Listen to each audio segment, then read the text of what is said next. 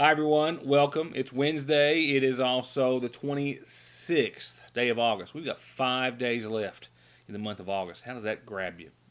For better or worse, I suppose. A lot of folks looking forward to having 2020 over, and some, of course, trying to just slow things down, maybe even both. With that said, that's 5 days left in the month, 5 days left to donate to the Community Day Foundation Fund to help support our local nonprofits. I'll give you an update on those efforts in just a few moments. A John Doe case was reported last night. We now have an official identity of the Magoffin County man who died shortly after being found lying in a Magoffin County roadway. And I spoke with Superintendent of Schools Scott Helton earlier today. This is an interview that has something for absolutely every parent in the Magoffin County school system.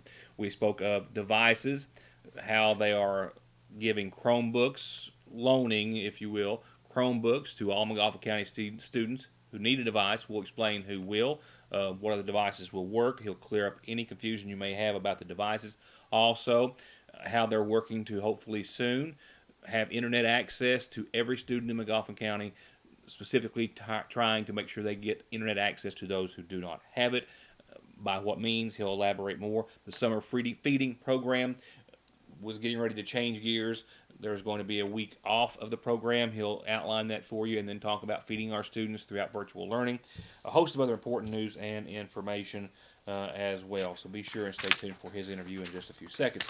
We'll begin by letting you know, and if you can't recognize by the landscape behind me or anything else, that this show was taped earlier this afternoon as I had an appointment in the afternoon. So as of right around 2 o'clock this afternoon, Magoffin County Public Health Director Pete Shepard said we had no new confirmed cases here in Magoffin County of COVID-19. The health department in Magoffin County usually gets an update early in the morning of any new cases and then one in the latter part of the afternoon. The morning round, if you will, revealed no new cases. So as of this hour, no new cases to report. Magoffin County still with 69 confirmed cases. I'll have an update for you, of course, on tomorrow's program.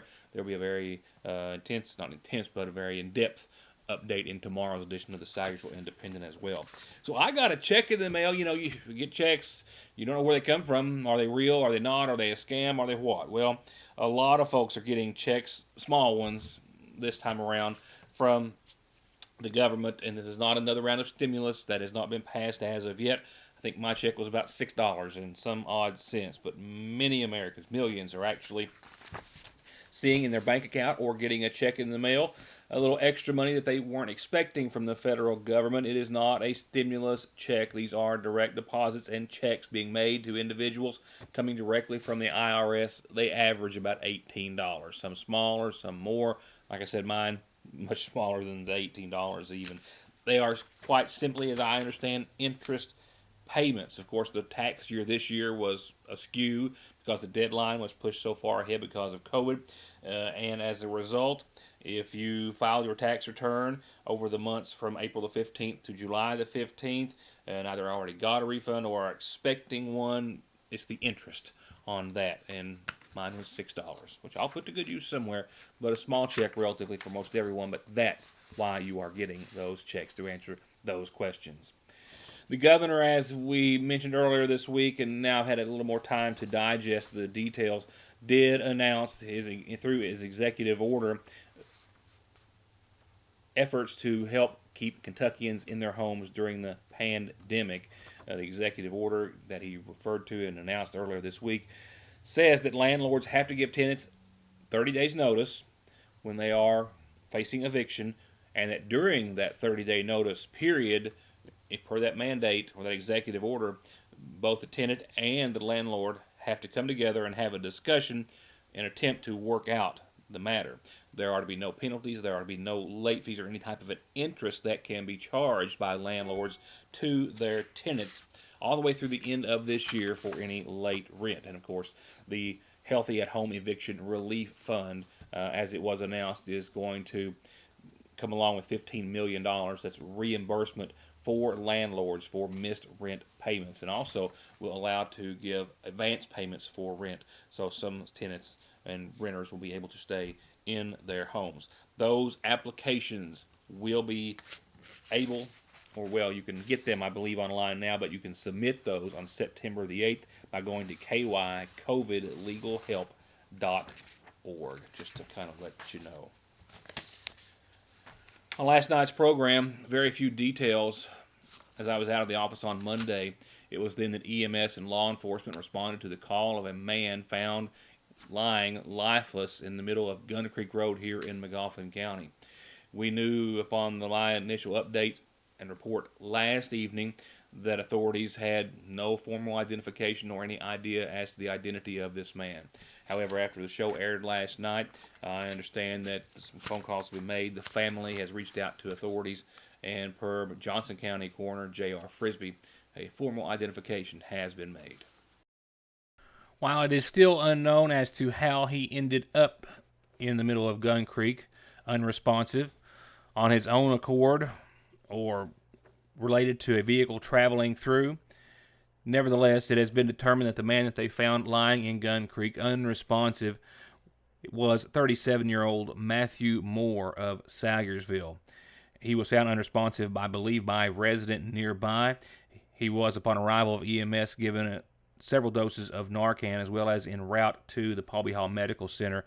However, he was pronounced dead at that facility. With no formal identification, only some identifying characteristics, tattoos, things of that nature to go on, authorities 24 hours ago did not know his identity at the time. After airing the report last evening, a family member, I believe his mother, realized his whereabouts were unknown, and after confirming with Johnson County Coroner J.R. Frisbee and the state medical examiner, Matthew Moore's body was formally identified earlier today, as it is still in Frankfort for an autopsy. Autopsy and toxicology reports are pending.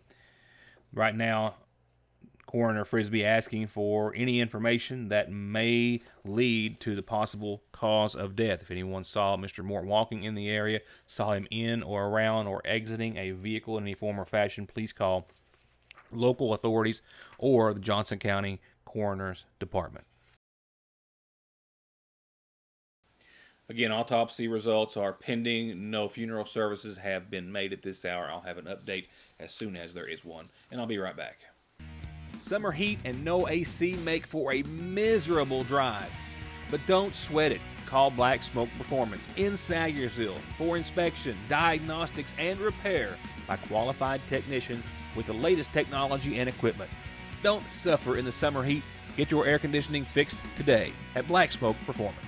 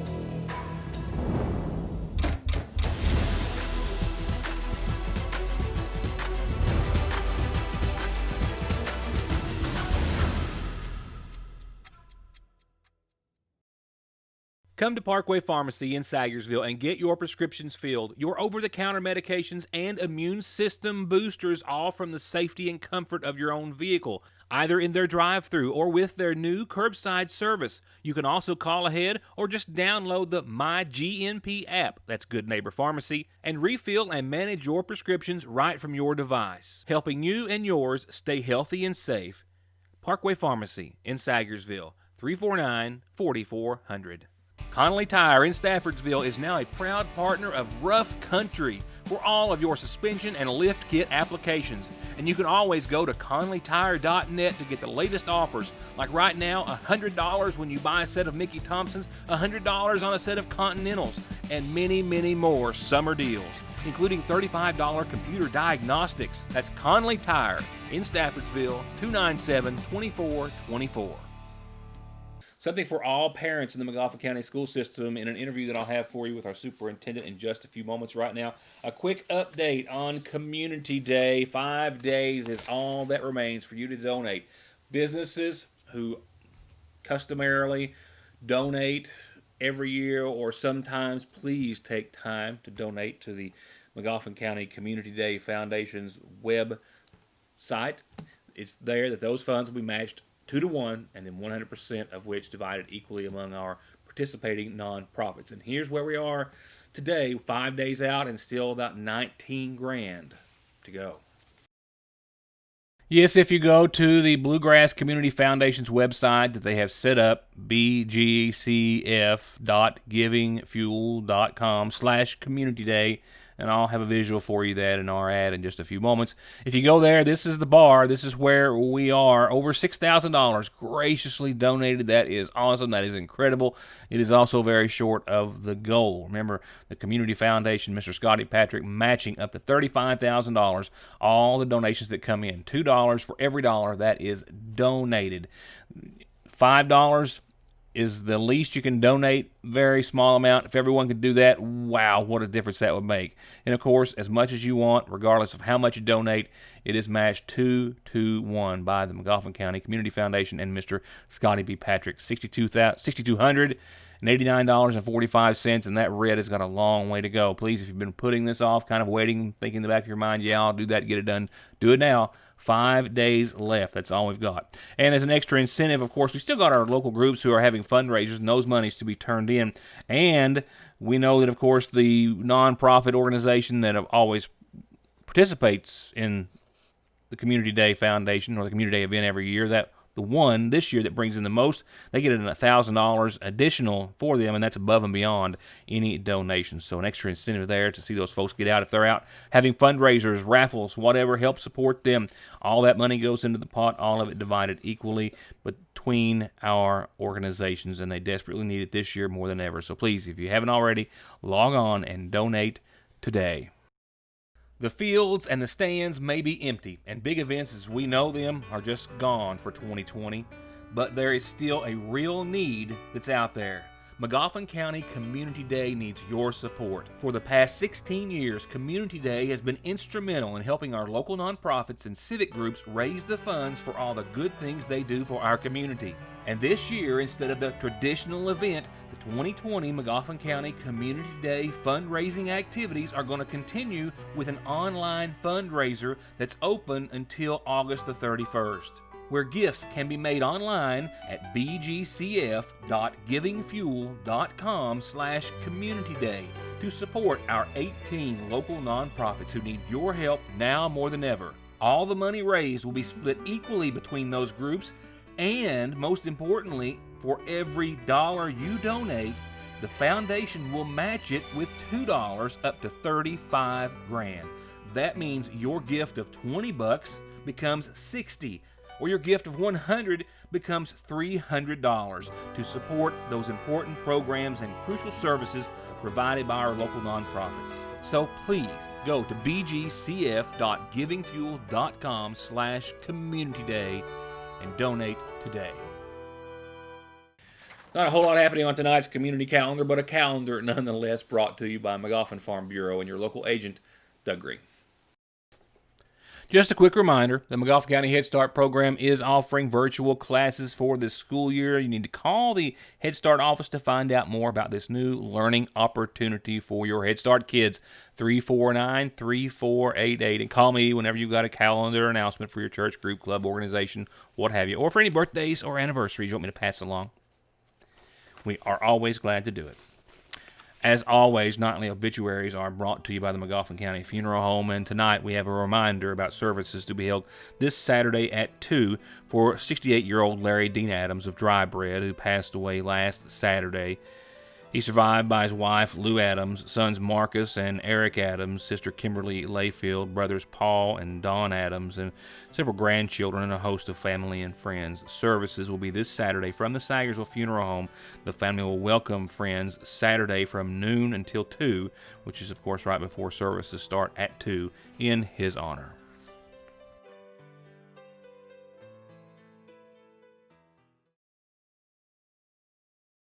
Car accidents don't stop. Accidents at work don't stop. Disability and SSI cases don't stop. Your legal needs and concerns don't stop for the coronavirus, and neither does McFarland and Tinker. They are open, able to schedule appointments per CDC guidelines, and always available for telephone and video conferences. Please, be safe, be smart, stay home, and don't let your legal needs fall victim to the pandemic. Call McFarland and Tinker and let them take care of them for you.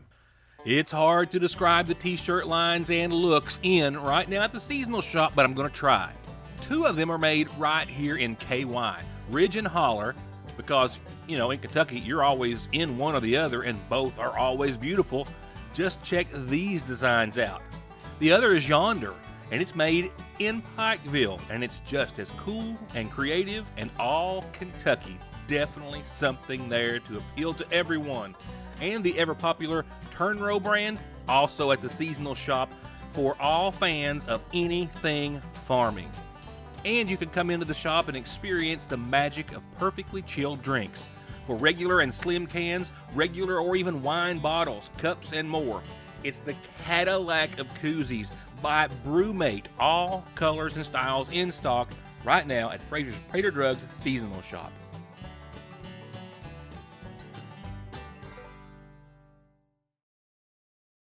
This home is now for sale in Dixie of Sagersville, my grandparents' home. It is now currently owned by a member of my family and is a rare opportunity to purchase a home and lot of this size in Dixie. The house is move-in ready or a prime candidate to remodel and possibly double your investment and equity. The beautiful corner lot is well over a half acre in size. The 2-story house has beautiful, original, redone wood flooring, a basement, and endless appeal. $145,000 is the asking price, and for more information, you can call 606-349-3699 and leave a message. So in the next several days, we're going to be discussing a lot about school as it is getting closer to happen virtually, of course, for at least the first 20 days here in Magoffin County. Class is set to begin online on September the 8th, and that means that there are a lot of hurdles and obstacles that are having to be jumped and crossed by the Magoffin County school system, as other school districts as well are trying to make such preparations. So now it's Superintendent of Schools Scott Helton talking about the devices that are available, who they are being made available to, if other students have to have an additional device in addition to their own, how they are working to try to get low or no cost internet access to all the students in Magoffin County who do not have such. We'll also talk about sports and, of course, some big revelations this week in regards to the Kentucky High School Athletic Association and the governor not going against their decision. Also, the summer feeding program is taking a break next week, but then, of course, classes will begin virtually the next week, and he talks about feeding our students during our virtual learning as well. Being utilized, nationwide more than ever, and some school districts are having a hard time acquiring them. Let's start there, Mr. Helton. How's Magoffin County's inventory stand? Well, prior to the pandemic, we were close to one-to-one on devices for our students at most of our schools. We have a couple schools that are not quite there, but they're close. I would say our high school is probably one that he has a large number of them, and he has enough to accommodate what he needs during a regular school session. But under these circumstances, if every child were in need of one, we'd probably be a little short. But what this board approved last night was for us to provide devices for those students that are in need of a device. I think there's some confusion out there that you have to have a school device to be able to access our virtual classrooms or Google classrooms. That's not the case. If you have a device at home, a laptop or iPad or a tablet or a Chromebook, and in some cases phones will work, but we don't advertise for a phone to be utilized, but they can use those. They can use their own to access our virtual classrooms. What we approved last night was for those students that didn't have any type of device, they could have access to it. And I want to clarify, it's not like we're going to give them the device. We're kind of having the parents, one of the requirements would be that they have to come to the school. The schools will be contacting the parents. We did a survey back in a month and a half or so ago about the need, and some other questions were on there. And those people that replied to the survey that they didn't have devices will be being contacted today and possibly tomorrow about the process of actually receiving a device. But I want to clarify that there's going to be some requirements go into that. They have to do an initial application for the device, and then there's some guidelines that they have to watch and some documentation they have to watch about how to charge the device and maintain the device. And then there's going to be a contract for them to sign, the parents to sign along with the school. And in that contract, there's some stipulations as to if the device is damaged or lost or something like that, then we're going to try to recuperate those damages. We're not going to require a fee up front for the device to be signed out, but it is not going to be given to the student. It is school property and it has to be returned.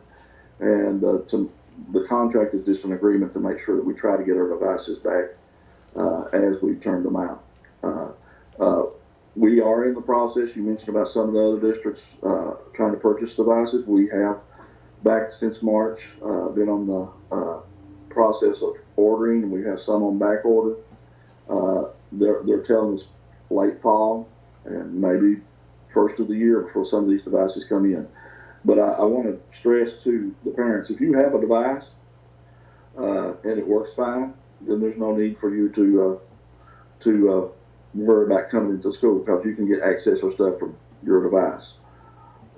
But it's just for those that don't have something at home to use. And moving on to make sure everyone has a device is half of the equation. The other is having internet access. And I know that's something that you've been working on here for months, something the state's been working on as well, as they announced yesterday, the last mile initiative, so to speak. And what is the current situation today? I know that you guys have been working with internet providers to try to get at no or low cost access to those students who do not have internet access. You're correct. I've been in contact with the president of Foothills, Ms. Conley, and we did the same survey that we did to acquire the numbers of people that didn't have devices. One of the questions was about accessibility and access and connectivity to internet. And during that survey, we got some the numbers and responses back, and we may get a few more calls on it to try to get an accurate number of our students that didn't have access to the internet. And we've compiled those numbers, and we're working on that today. But to kind of work with Foothills on providing them with that information of the locations of these places and the students and the number of students. But one of the things that we talked about, you talked about the cost and things like that. Foothills is going to work with us on that cost, but the access that the students are going to get is going to be totally different than what you would normally get with the internet sign up. This will be geared towards our student lessons, virtual lessons, and the bandwidth that they're going to get won't run Facebook or Netflix or anything like that. It'll just be enough to let the students work and stay up with their classwork and all that. I know some parents are going to come in and say, well, if you're taking care of one group, why don't you take care of us? That could be a possibility, but they won't have the access to anything else. It will just be school work. So they will have, in other words, that internet access is only going to be to link to school. You won't be able to log on to Facebook or Netflix or anything. No, you won't be able to get on Netflix. You won't be able to get, according to what Ruth and I talked about, you won't be able to access, but it will give them enough to access our Google Classroom, our virtual classrooms, and participate in our lessons. And that'll be the maximum that it'll do. And then we also talk about we're looking at other options and timelines and things of when you can access this and things of that nature. And cost to parents is none. Right now, we're working on that, but that's our goal is to limit that cost during this pandemic. But I'm still in the process. I spoke with Ms. Conley this morning, and we're trying to get that worked out. That's the reason that we're going to be able to kind of assist these families is the cost is going to be reduced down because of the access. It's not going to be a lot of stuff that they can get to. And Foothills is working with us to try to ensure and make sure that all of our students have the ability to do the virtual lessons. And I appreciate the offer that she's made. We've actually been working on this prior to what the Lieutenant Governor put out yesterday. And Ruth and Foothills is working with 3 other districts as well, trying to do the same thing. Switching gears real quickly before we leave, summer feeding program status there. We're finishing up this week. We won't be feeding next week. That'll be a week that we take off before we get back to our regular feeding program, and that will be September the 8th when we begin our virtual lessons. Then we'll be on our regular feeding program at that time. But this Friday will be the last day until September the 8th. And then on September the 8th, so just to be clear, students will be at home learning, but also will still continue to get their lunches. They'll be at home learning, and we'll provide lunches. The buses are going to run the regular runs and deliver the meals to the homes. Sports, so close out on that one. I don't know if we can really hit everything there is to talk about on sports. I just alluded to the fact yesterday that you guys do have a planning or discussion coming up this week or early next. But where are we with the KHSAA's revelation? The governor not going against that. Where does Montgomery County sports stand right now? Right now, we're following the guidelines that KHSAA put out. We're allowing practices to take place. We have some games.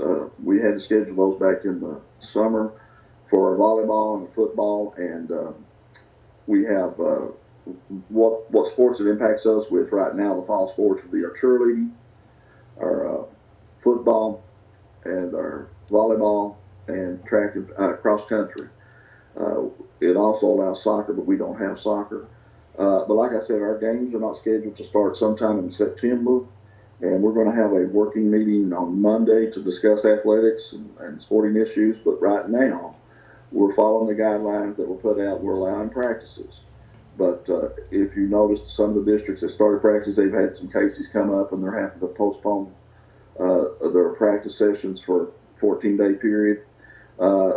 We're still waiting to see, and we're going to meet with the high school principal and the athletic director and try to formulate a plan as to where we go with the games and if we have games and what that's going to look like as far as spectators and things of that nature. So there's a lot to take into consideration. But right now, we're still allowing practices and following the CDC guidelines within those practices. We're requiring masks if they're having downtime, if they're resting, standing, they're required to wear a mask, and any coach and stuff is required to wear a mask. And when possible, the 6-foot social distancing takes place. But as far as the sports, we'll be making the decision early next week as to where we go from there. But right now, we're in the process of following the guidelines that have been put out. But as far as games goes, we got some more planning to do on that. Helton says the school district will be using their website and social media pages to let everyone know as soon as those schedules are set how to get devices should a student need one. Remember, those are being loaned out. You have to sign for them and be responsible for those, and they have to be turned back in by the student or the parents or caregivers. Also, if you are an individual and you did not fill out that survey, if you are a parent or care provider, legal custodian of a student in the Montgomery County school system, and you didn't fill out that survey that they issued online some weeks ago, well, that means they have no way of knowing your internet access and your device status. And if you need either, they need to hear from you. Don't call the Board of Education, but please call your child's respective school. And if you have children in multiple schools, call each school and give them their name and let them know in case you need internet access or a device for your child. I'll be right back. We'll wrap it up with a weather forecast where we've got a little more cloud cover out there than what we had expected today, and it's all a sign of things that are about to change weather-wise. I'll be right back. Oh, it's what a lot of you have been waiting for. They're back, but only for a limited time. Loaded potato wedges at your Sagersville Lee's famous recipe. That's right, our famous hand-cut homemade potato wedges smothered in cheddar cheese, real crispy bacon, topped with either sour cream or ranch, your choice. And they're still only $2.49 with tax. Get them while you can at your Sagersville Lee's. Yes, we have some changes coming our way, and then some possibly real significant changes coming our way for the weekend, courtesy of Hurricane Laura. Right now, moving northwesterly at about 16 miles per hour, maximum sustained winds of 140 miles per hour, possibly cranking up from a Category 3 to a Category 4 hurricane as it's getting ready to pummel parts of the Texas and Louisiana coast. We're talking about possible life-threatening storm about to hit those folks in that portion of the United States. So keep those folks in your thoughts and prayers. Now, after it makes landfall, it is expected to make its way on up, as you can see, through Louisiana and parts of Texas, Arkansas, and ultimately into Kentucky as well.